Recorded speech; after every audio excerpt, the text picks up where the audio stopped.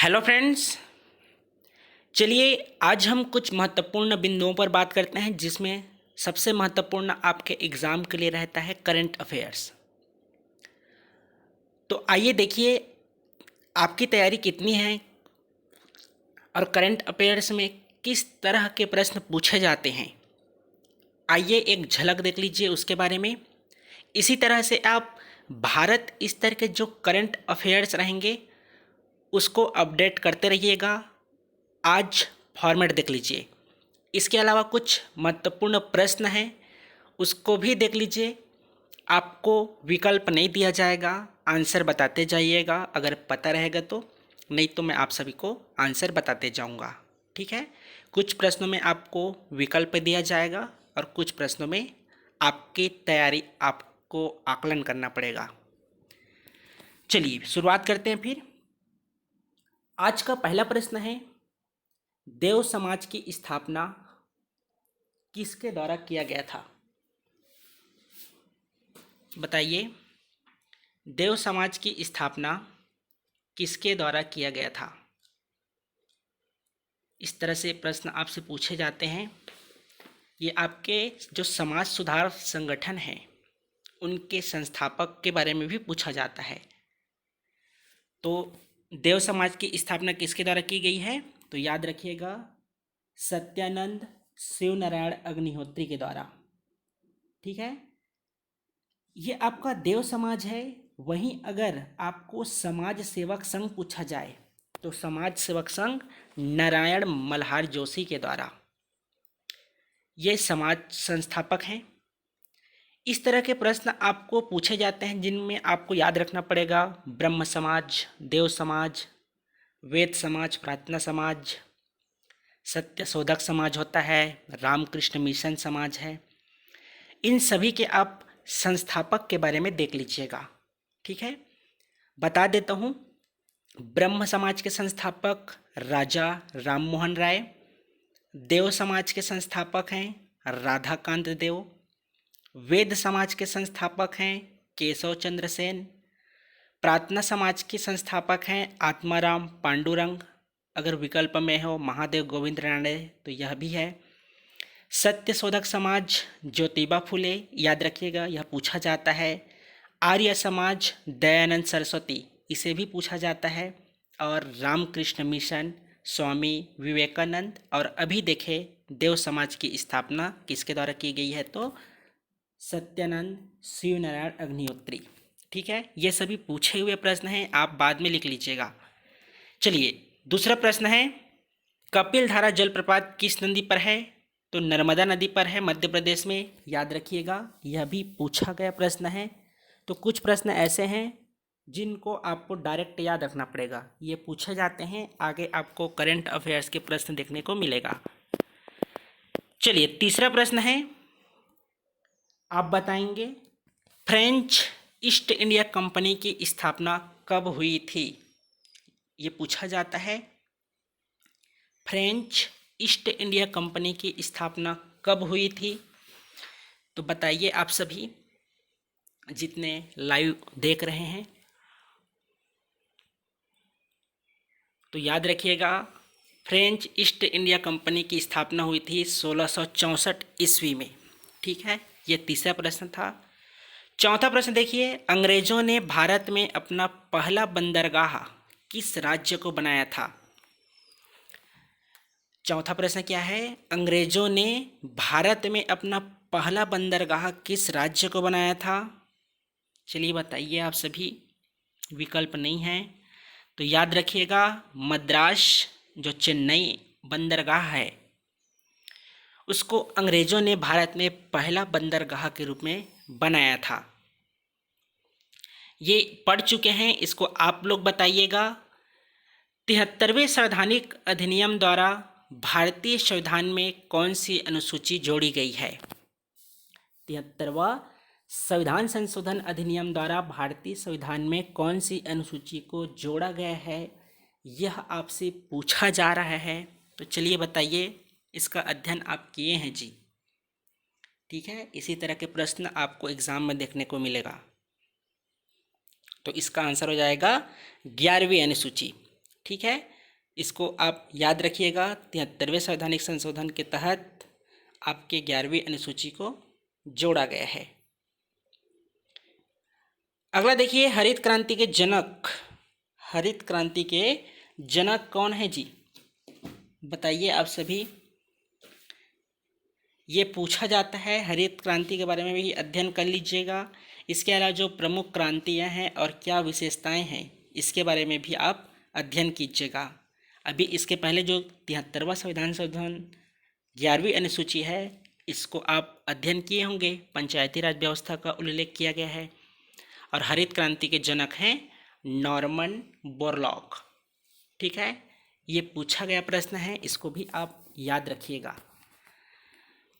7वां देखिए, Panthera Tigris किस वैज्ञानिक नाम है। पैंथेरा टाइग्रिस किसका वैज्ञानिक नाम है, आपसे पूछा जा रहा है। और आप सभी के लिए अंत में एक सरप्राइज भी है, तो आप सभी उसका कमेंट बॉक्स में बताइएगा कि सरप्राइज आपको कैसा लगा और आप चाहते हैं कि नहीं चाहते हैं। ठीक है, तो पैंथेरा टाइग्रिस किसका वैज्ञानिक नाम है, तो याद रखिएगा बाघ। यह भी पूछा गया प्रश्न है, तो ये आपके जो बेसिक प्रश्न है ये छूटना नहीं चाहिए। सबसे महत्वपूर्ण प्रश्न, आय और खपत किससे संबंधित है। आय और खपत किससे संबंधित है, तो इसका आंसर हो जाएगा समानुपातिक। आय और खपत समानुपातिक से संबंधित है। ठीक है, 9वां देखिए, उपभोक्ता संरक्षण अधिनियम कब पारित किया गया था, बताइए। उपभोक्ता संरक्षण अधिनियम कब पारित किया गया था। ये आपका मेंस का 7वां पेपर का पहला पार्ट का प्रश्न है और इस तरह के प्रश्न भी आपको एग्जाम में पूछे जाते हैं। तो उपभोक्ता संरक्षण अधिनियम कब पारित किया गया था, तो आंसर होगा 1986 में। ठीक है, ये हुआ 9वां प्रश्न। 10वां प्रश्न देखिए, सुभाष चंद्र बोस ने किस वर्ष फॉरवर्ड ब्लॉक की स्थापना किया था। अगर आप लोग चाहेंगे तो 1905 से लेकर 1947 तक का मैराथन क्लास किसी एक दिन ले लूँगा। अगर आप लोग कमेंट बॉक्स में पढ़ना चाहेंगे तो कमेंट कीजिएगा। ठीक है, कमेंट बॉक्स में जितने ज़्यादा लोग चाहेंगे, हो सकता है आपको मॉडर्न हिस्ट्री 1905 से लेकर 1947 भले क्लास जितना लंबा जाए मैराथन क्लास लिया जा सकता है। वह आपके कमेंट पर डिपेंड करता है कि आप क्लास चाहते हैं कि नहीं चाहते हैं। तो बताइए, सुभाष चंद्र बोस ने किस वर्ष फॉरवर्ड ब्लॉक की स्थापना किया था, तो इसका आंसर है 1939। याद रखिएगा, जो अधिवेशन हुआ था पट्टाभी सीतारामैया और सुभाष चंद्र बोस, इन दोनों के बीच अध्यक्षता को लेकर मतभेद उत्पन्न स्थिति हो गई थी और सुभाष चंद्र बोस उस अधिवेशन की अध्यक्षता के लिए चुने गए थे। लेकिन जो गांधी जी थे पट्टाभी सीतारामैया के समर्थक थे, इसलिए मतभेद उत्पन्न स्थिति हो रही थी, इसलिए सुभाष चंद्र बोस ने अध्यक्षता का पद छोड़ दिया और फॉरवर्ड ब्लॉक की स्थापना 1939 में की थी। 11वां प्रश्न है, आत्मीय सभा की स्थापना किसने किया था। देखिए, इस तरह के प्रश्न पूछे जाते हैं, तो इसको भी याद रखिएगा। आत्मीय सभा की स्थापना राजा राम मोहन राय के द्वारा की गई थी। ठीक है, कल आपसे पूछा गया था सती प्रथा, नरबलि प्रथा, प्रेस पर प्रतिबंध, दास प्रथा, इन सभी को याद रखिएगा। ये सभी प्रश्न भी पूछे जाते हैं। ठीक है, तो आत्मीय सभा की स्थापना राजा राम मोहन राय के द्वारा किया गया था। चलिए, 12वां प्रश्न है, द्रोणाचार्य पुरस्कार किस क्षेत्र में उत्कृष्ट कार्य करने पर दिया जाता है, बताइए। द्रोणाचार्य पुरस्कार किस क्षेत्र में उत्कृष्ट कार्य करने पर दिया जाता है, बताइए आप सभी। तो याद रखिएगा, द्रोणाचार्य पुरस्कार जो खेलों में कोचिंग के लिए दिया जाता है, अर्थात जो विख्यात कोच होते हैं, जो खिलाड़ी और टीम को प्रशिक्षित करते हैं, उनको दिया जाता है द्रोणाचार्य पुरस्कार, जो प्रारंभ हुआ है 1985 से। आप कुछ बातें और याद रखिएगा, जैसे राजीव गांधी खेल पुरस्कार है, ध्यानचंद है, अर्जुन पुरस्कार है, मौलाना अब्दुल कलाम आज़ाद ट्रॉफी है। वर्तमान 2019-20 के समय किनको प्राप्त हुआ है, इसको भी आप याद करके एक बार जाइएगा, ठीक है। चलिए 13वां प्रश्न है, भारत में कौन से उद्योग पानी का सबसे बड़ा उपभोक्ता है? 13वां प्रश्न है, भारत में कौन सा उद्योग पानी का सबसे बड़ा उपभोक्ता है? तो इसका आंसर हो जाएगा ताप शक्ति उद्योग, ठीक है। ताप शक्ति जो उद्योग है वह पानी का सबसे बड़ा उपभोक्ता है। चलिए 14वां प्रश्न है, चौथा सबसे बड़ा अक्षय ऊर्जा का उत्पादक देश कौन बना है? या आपसे पूछा जा सकता है अक्षय ऊर्जा का उत्पादक जो देश है कौन से क्रम का है, यह भी पूछा जा सकता है। तो प्रश्न किसी भी तरह से घुमाएं, आपको याद रखिएगा भारत जो सबसे बड़ा अक्षय ऊर्जा उत्पादक क्षेत्र के अंतर्गत चौथा स्थान पर है, ठीक है। चलिए अगला प्रश्न है, किसने डिजिटल ऑनलाइन मानव संसाधन प्रबंधन प्रणाली लॉन्च की है? किसने डिजिटल ऑनलाइन मानव संसाधन प्रबंधन प्रणाली लॉन्च की है? तो इसका आंसर हो जाएगा भारतीय रेलवे। इन्होंने डिजिटल ऑनलाइन मानव संसाधन प्रबंधन प्रणाली लॉन्च की है। 16वां प्रश्न है, कौन 3 दिवसीय श्रीलंका की आधिकारिक यात्रा पर गए थे? 16वां प्रश्न है, कौन 3 दिवसीय श्रीलंका की आधिकारिक यात्रा पर गए थे? तो इसका आंसर याद रखिएगा अजित डोभाल। आपके लिए अंत में 2 प्रश्न दिए गए हैं, आप सभी उसका आंसर बताइएगा। अगला प्रश्न है, छत्तीसगढ़ का नया मुख्य सचिव किसे नियुक्त किया गया है? इससे आप सभी अवगत हो गए होंगे, इसको याद भी रखिएगा, ये प्रश्न में पूछा ही जाएगा, ठीक है। तो आज का जो कक्षा है कम से कम 2 प्रश्न पूछने की पूरी संभावना है। तो बताइए छत्तीसगढ़ का नया मुख्य सचिव किसे नियुक्त किया गया है?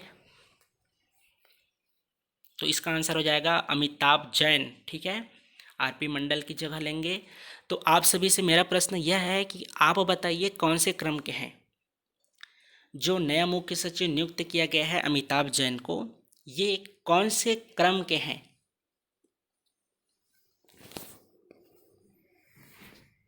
चलिए बताइएगा इसका आंसर, ठीक है। 18वां प्रश्न है, किस राज्य ने 2030 तक एड्स को खत्म करने का लक्ष्य निर्धारित किया है? किस राज्य ने 2030 तक एड्स को खत्म करने का लक्ष्य निर्धारित किया है? यह भी आपके एग्जाम के लिए महत्वपूर्ण प्रश्न है। जो मध्य प्रदेश राज्य है उन्होंने 2030 तक एड्स को खत्म करने का लक्ष्य रखा गया है। आप साइंस के अंतर्गत जीवाणु और विषाणु से उत्पन्न होने वाले रोग को भी याद रखिएगा, वह भी पूछा जाता है। विटामिन की कमी से क्या रोग होता है, इसको भी याद रखिएगा, इसे भी पूछा जाता है। 19वां प्रश्न है, छोटे जानवरों के लिए पहला इको ब्रिज कहाँ बनाया गया है? यह भी इम्पोर्टेंट प्रश्न है। छोटे जानवरों के लिए पहला इको ब्रिज कहाँ बनाया गया है जी? तो इसका आंसर हो जाएगा उत्तराखंड। ये आपके एग्जाम के लिए महत्वपूर्ण है।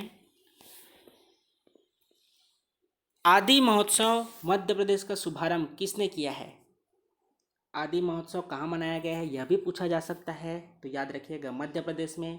पूछा जा रहा है आपसे शुभारंभ किसने किया है, तो शुभारंभ किसने किया है? अर्जुन मुंडा ने। इसको आप सभी याद रखिएगा।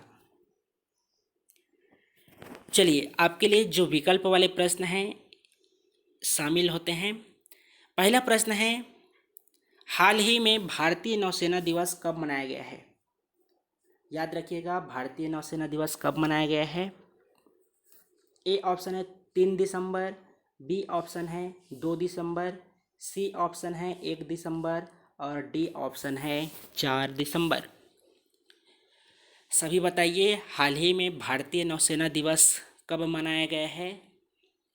3 दिसंबर, 2 दिसंबर, 1 दिसंबर, 4 दिसंबर। तो इसका आंसर हो जाएगा 4 दिसंबर। ठीक है, 4 दिसंबर को आपका भारतीय नौसेना दिवस मनाया गया है। चलिए 22वां प्रश्न है, हाल ही में किस राज्य की विधानसभा ने ऑनलाइन गेमिंग पर प्रतिबंध लगाने वाला विधेयक पारित किया है? आप पढ़ चुके हैं प्रस्तुत और पारित में क्या अंतर है, तो बताइए। महत्वपूर्ण प्रश्न है, इस तरह के प्रश्न आपको करंट अफेयर्स भारत इस तरह के में देखने को मिलता है। हाल ही में किस राज्य की विधानसभा में ऑनलाइन गेमिंग पर प्रतिबंध लगाने वाला विधेयक पारित किया है? ए छत्तीसगढ़, बी आंध्र प्रदेश, सी सिक्किम, डी तमिलनाडु। 4 विकल्प हैं, छत्तीसगढ़, आंध्र प्रदेश, सिक्किम और तमिलनाडु। तो बताइए जी, ऑनलाइन गेमिंग पर प्रतिबंध लगाने वाला विधेयक किस राज्य ने पारित किया है? तो आंसर याद रखिएगा, आंध्र प्रदेश। ठीक है, आंध्र प्रदेश जो राज्य है उन्होंने ऑनलाइन गेमिंग पर प्रतिबंध लाने हेतु विधेयक पारित किया है। चलिए, ये सबसे महत्वपूर्ण प्रश्न है, हाल ही में किस राज्य के नोंगपोक सेंगमई पुलिस स्टेशन को सबसे अच्छे पुलिस स्टेशन का दर्जा मिला है? आप जानते हैं छत्तीसगढ़ में भी एक ऐसा थाना है जिनको टॉप 10 लिस्ट में शामिल किया गया है। ठीक है, आगे बात करते हैं। तो बताइए, हाल ही में किस राज्य के नोंगपोक सेंगमई पुलिस स्टेशन को सबसे अच्छा पुलिस स्टेशन का दर्जा मिला है? यह कहाँ है आपसे पूछा जा रहा है। ए ऑप्शन है असम, बी छत्तीसगढ़, सी मणिपुर और डी उड़ीसा। आप जानते हैं छत्तीसगढ़ का जो झिलमिला थाना है सूरजपुर के अंतर्गत, ये टॉप 10 के लिस्ट में शामिल हुआ है। तो आप बताइए पहले उसका स्थान क्या है, कौन से स्थान पर है जिसे झिलमिला थाना है, उसे छत्तीसगढ़ भारत स्तर के टॉप 10 थानों में शामिल किया गया है। इस तरह के प्रश्न आपको याद रखना पड़ेगा जो रैंकिंग जारी की जाती है। ठीक है, तो जो अभी आपसे पूछा गया है नोंगपोक सेंगमई, यह तो आपका मणिपुर राज्य से है, संबंधित है। ठीक है, आप आंसर बताइएगा छत्तीसगढ़ का। चलिए अगला प्रश्न है, हाल ही में भारत ने किस देश के साथ बौद्धिक संपदा सहयोग समझौता पर हस्ताक्षर किया है? हाल ही में भारत ने किस देश के साथ बौद्धिक संपदा सहयोग समझौता पर हस्ताक्षर किया है? ए ऑप्शन है फ्रांस, बी अमेरिका, सी रूस और डी है जापान। ये प्रश्न जो समझौता वाले रहते हैं, सम्मेलन वाले रहते हैं, इन सभी को भी आप याद रखिएगा।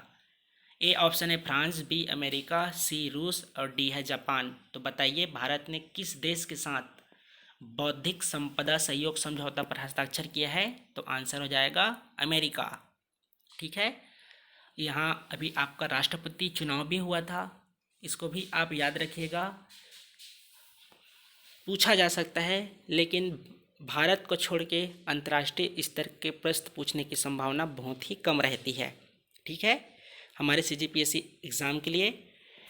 चलिए अगला महत्वपूर्ण प्रश्न, हाल ही में फिट इंडिया मूवमेंट का एम्बेसडर किसे बनाया गया है? 25वां प्रश्न है, हाल ही में फिट इंडिया मूवमेंट का एम्बेसडर किसे बनाया गया है? ए ऑप्शन है दीपिका पादुकोण, बी विराट कोहली, सी कुलदीप हांडू, डी प्रियंका चोपड़ा। बताइए हाल ही में फिट इंडिया मूवमेंट का एम्बेसडर किसे बनाया गया है? ए दीपिका पादुकोण, बी विराट कोहली, सी कुलदीप हांडू, डी प्रियंका चोपड़ा। आपके लिए अंत में एक सरप्राइज़ भी है, आप बताइएगा वह सरप्राइज़ आप चाहते हैं कि नहीं चाहते हैं। अधिक से अधिक लोगों का कमेंट आएगा तब वह सरप्राइज़ आप सभी को दिया जाएगा। हाल ही में फिट इंडिया मूवमेंट का एम्बेसडर किसे बनाया गया है? तो ऑप्शन सी आपका सही है, कुलदीप हांडू को। ठीक है, ऑप्शन उत्तर सी है कुलदीप हांडू। चलिए अगला प्रश्न है, हाल ही में किस भारतीय शिक्षक को वैश्विक पुरस्कार 2020 के विजेताओं के रूप में नामित किया गया है? प्रश्न महत्वपूर्ण बन जाते हैं क्योंकि भारतीय शिक्षक को प्राप्त हुआ है वैश्विक शिक्षक पुरस्कार 2020 के विजेताओं के रूप में नामित किया है? ए श्रवण प्रधान, बी रंजीत सिंह दिसाले, सी शिवकांत भूषण, डी है रोहित गर्ग। प्रश्न आपसे पूछा जा रहा है, हाल ही में किस भारतीय शिक्षक को वैश्विक शिक्षक पुरस्कार 2020 के रूप में नामित किया गया है? तो बताइए कौन है? ए श्रवण प्रधान, बी रंजीत सिंह दिसाले, सी शिवकांत भूषण, डी है रोहित गर्ग। तो इसका आंसर हो जाएगा रंजीत सिंह दिसाले। ठीक है, इसको याद रखिएगा। चलिए डायरेक्ट आपके 27वें प्रश्न पे पहुंचते हैं। कुछ प्रश्न और हैं, फिर करंट अफेयर से संबंधित प्रश्न कंप्लीट हो जाएगा। हाल ही में किस राज्य की कैबिनेट ने जाति आधारित नामों वाली सभी आवासीय कॉलोनियों के नाम बदलने के प्रस्ताव को मंजूरी दी है?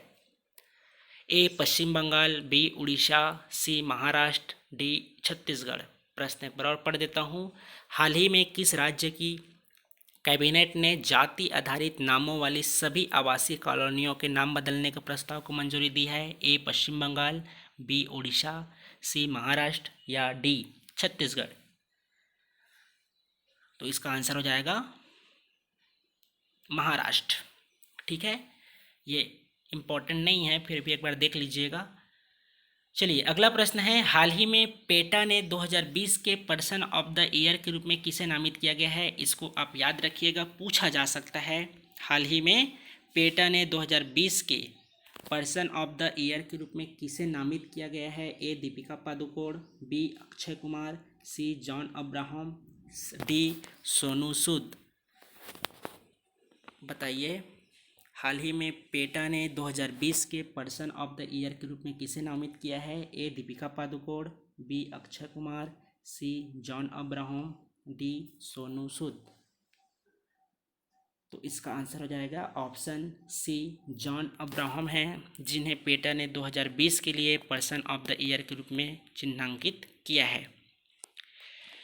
यह भी महत्वपूर्ण प्रश्न है, हाल ही में किस राज्य सरकार ने 8वीं से 12वीं तक के छात्रों को ऑनलाइन पढ़ाई के लिए मुफ्त टैबलेट देने की घोषणा की गई है? जिस तरह से रमन सरकार के समय आप सभी को एक मोबाइल मिला होगा माइक्रोमैक्स का, उसी तरह से किस राज्य सरकार ने 8वीं से लेकर 12वीं तक के छात्रों को ऑनलाइन पढ़ाई के लिए मुफ्त टैबलेट देने की घोषणा की गई है? ए छत्तीसगढ़, बी बिहार, सी हरियाणा, डी असम। पहले हमारे छत्तीसगढ़ में भी ग्रेजुएशन होने के बाद दिया जाता था, पता नहीं भूपेश बघेल सरकार आने के बाद क्यों नहीं दिया जा रहा है। तो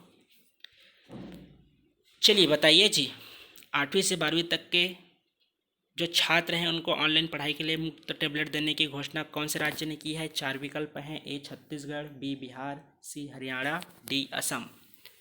तो इसका आंसर हो जाएगा ऑप्शन सी हरियाणा। ठीक है, इसको आप याद रखिएगा। चलिए अगला प्रश्न है, हाल ही में संपर्क रहित कार्ड भुगतान की सीमा 2000 से बढ़ाकर कितना रुपए किया गया है? हाल ही में संपर्क रहित कार्ड भुगतान की सीमा को 2000 से बढ़ाकर कितना रुपए किया गया है? ए ऑप्शन है 2500, बी 3000, सी 4000, डी 5000। तो इसका आंसर हो जाएगा ऑप्शन डी 5000। ठीक है, ये उतना इम्पोर्टेंट नहीं है, फिर भी याद रखिएगा। चलिए जो महत्वपूर्ण प्रश्न दिवस वाले हैं उनको भी आप याद रखिएगा, पूछा जाता है। अंतर्राष्ट्रीय दिव्यांगजन दिवस कब मनाया गया है?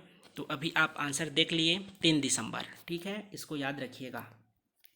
अगला प्रश्न है, आईसीसी T20 रैंकिंग में कौन सा शीर्ष पर पहुंच गया है? आपसे पूछा जा रहा है कौन सा देश है जो आईसीसी T20 रैंकिंग में प्रथम स्थान पर पहुंच गया है। क्रिकेट के प्रेमी होंगे तो आपको आंसर पता होगा, अगर नहीं देखते होंगे तो याद करना पड़ेगा, पूछा जाता है। तो आईसीसी T20 रैंकिंग में प्रथम स्थान पर पहुंच चुका है इंग्लैंड। ठीक है, 33वां प्रश्न है, जारी ग्लोबल टेररिज्म इंडेक्स 2020 में कौन शीर्ष पर रहा है? अब रिपोर्ट की बात है तो बताइए, जारी ग्लोबल टेररिज्म इंडेक्स 2020 में कौन शीर्ष पर रहा है? तो आंसर याद रखिएगा, अफगानिस्तान। इस तरह के प्रश्न पूछे जाते हैं। तो ग्लोबल टेररिज्म इंडेक्स 2020 में कौन शीर्ष पर रहा है? तो अफगानिस्तान। चलिए अगला प्रश्न है, अप्रैल से लेकर सितंबर में भारत के लिए एफडीआई का सबसे बड़ा स्रोत कौन सा देश रहा है? फॉरेन डायरेक्ट इन्वेस्टर जो होता है इन्वेस्टमेंट, इसमें आप बताइए कि अप्रैल माह से सितंबर माह तक के लिए भारत के लिए एफडीआई का सबसे बड़ा स्रोत वाला देश कौन सा रहा है? ये सबसे महत्वपूर्ण प्रश्न में हो जाता है इकोनॉमिक्स से संबंधित। तो जो सिंगापुर है, सिंगापुर वह भारत के लिए सर्वाधिक एफडीआई का स्रोत रहा है। चलिए अगला प्रश्न है, अभी देख लिए एफडीआई का स्रोत सिंगापुर। 35वां प्रश्न है, किस देश ने जलवायु आपातकाल की घोषणा की गई है? आप सभी को पढ़ाना था संविधान में, लेकिन कुछ प्रॉब्लम की वजह से नहीं कक्षाएं हो पा रही है। किस देश ने जलवायु आपातकाल की घोषणा की गई है? वैसे आपको जहां से प्रश्न पूछे जाते हैं संविधान में उतना कंप्लीट करा दिया गया है। इसके अलावा पंचायती राज व्यवस्था में जहां से प्रश्न पूछे जाते हैं उसको भी कंप्लीट करा दिया गया है। आप जितना बार वीडियो को रिवाइज कर सकते हैं कीजिएगा, वहाँ से आपको प्रश्न देखने को बिल्कुल मिलेगा ही, तो अध्ययन कर लीजिएगा। ठीक है, जिस तरह से आपके छत्तीसगढ़ महत्वपूर्ण है उस तरह से संविधान, भूगोल, पंचायती राज भी महत्वपूर्ण है। तो बताइए किस देश ने जलवायु आपातकाल की घोषणा की है? तो इसका आंसर हो जाएगा न्यूजीलैंड। ठीक है, ये आपके 35 महत्वपूर्ण करंट अफेयर्स हुए। 2 प्रश्न आपको कमेंट बॉक्स में आंसर बताना है।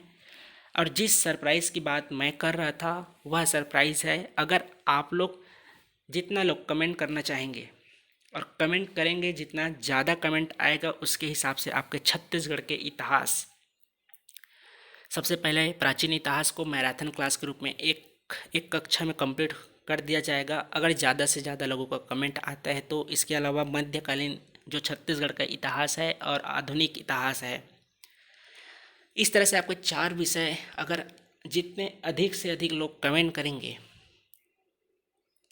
तभी आप लोगों को कक्षा प्रोवाइड किया जा सकता है। ठीक है, पहले तो फिलहाल आप 2 प्रश्न का आंसर बताइएगा, उसके बाद कक्षा चाहते हैं कि नहीं चाहते हैं इसके बारे में भी आप ज़्यादा से ज़्यादा लोग कमेंट कीजिएगा। चलिए 36वां प्रश्न है, भारत ने किस राज्य के लिए एशियन डेवलपमेंट बैंक के साथ $50 मिलियन ऋण का समझौता किया है? आपके लिए करंट अफेयर से संबंधित प्रश्न है, कमेंट बॉक्स में आप सभी को बताना है। भारत ने किस राज्य के लिए एशियन डेवलपमेंट बैंक के साथ $50 मिलियन ऋण का समझौता किया है? आंसर बताइए आप सभी कमेंट बॉक्स में। उसके बाद बताइएगा सबसे तेज 12,000 ऑडी रन बनाने वाले खिलाड़ी कौन बने हैं? सबसे तेज 12,000 रन बनाने वाले खिलाड़ी कौन बने हैं जी? तो इसका आंसर आप कमेंट बॉक्स में बताइएगा। तो इस तरह से आपके 2 करंट अफेयर से संबंधित जो टेस्ट हुआ उसमें आपको 2 आंसर बताना है। इसके अलावा कुछ महत्वपूर्ण प्रश्न थे, इसको भी आप याद रखिएगा। ठीक है, तो इस तरह से आपके कुछ महत्वपूर्ण इम्पॉर्टेंट करंट अफेयर्स और इम्पॉर्टेंट प्रश्न हुए जहाँ से आपको एग्ज़ाम में प्रश्न देखने को मिलता है। तो आप सभी बताइएगा जो आपको बीच में सरप्राइज़ का उल्लेख किया गया है। वीडियो को लाइक कीजिए, कमेंट कीजिए और अपने दोस्तों के बीच अधिक से अधिक शेयर कीजिएगा। धन्यवाद।